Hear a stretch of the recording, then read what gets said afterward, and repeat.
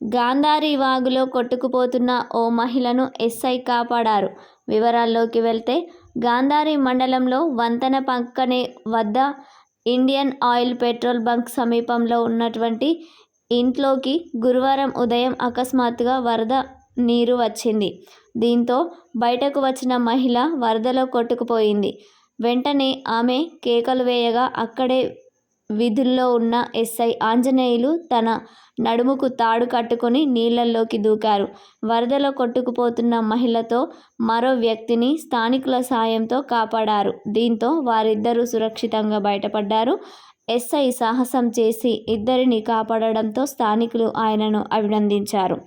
ప్రమాదపుటంచిన వంతెన భారీ వర్షాల కారణంగా గాంధారి మండల కేంద్రంలో వంతెన కింద వరద ఉధృతంగా ప్రవహిస్తోంది.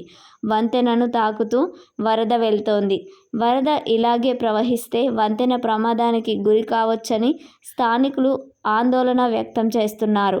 మునుపెన్నడూ లేని విధంగా వర్షాల కారణంగా గంగమ్మ గుడి కూడా కొట్టుకుపోయిందని స్థానికులు పేర్కొన్నారు.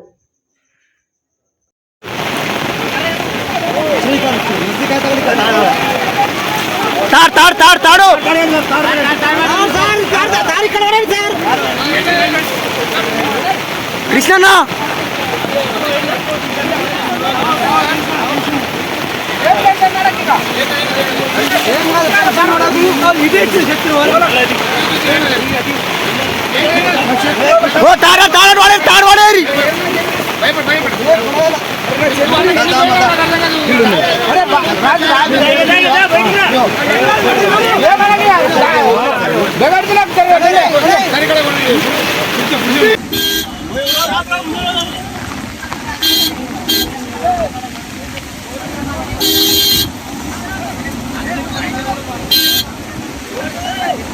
గాంధారి వాగు